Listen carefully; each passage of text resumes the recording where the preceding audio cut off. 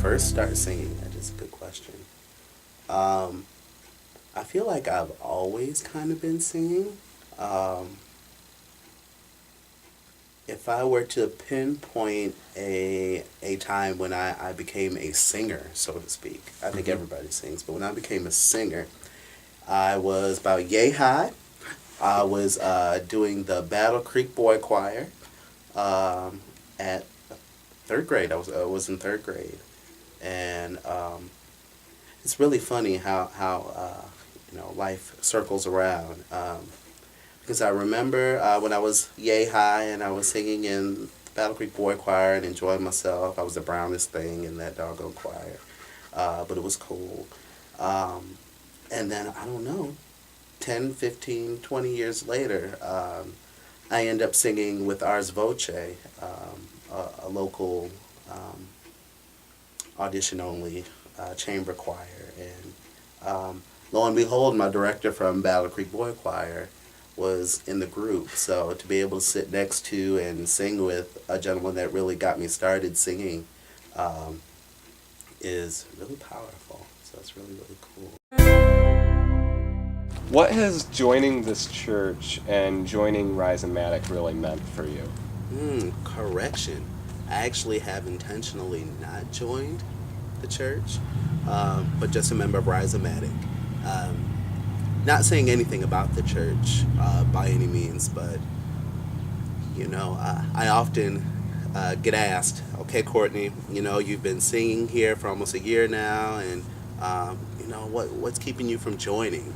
Don't you want to be a member?" And it's like, well, would it make me any less of a member for it to be on paper? Um, and I always feel really funny about that. And whenever I make that point, all of a sudden there's no pressure, which I really appreciate. Um, but Rhizomatic for me um, has been a process of fulfillment. Um, Currently, Rhizomatic is the only musical thing I am doing, and for me, I need to have, for several reasons, a consistent musical something happening where I'm able to sing and express myself. Um, I'm grateful that Rhizomatic has been that thing for me and allow me to just do what I love to do, what I've grown up doing and what I've learned to do, and I'm just really appreciative to have that. So, what draws me here? I'll say the music first and foremost, because it was a trick how I ended up here. Tom Ryberg, Reverend Tom Ryberg, thought he was really funny. Because I ran into him one day and it's like, you know what, I'm kind of on a spiritual journey, yada, yada, yada, yada.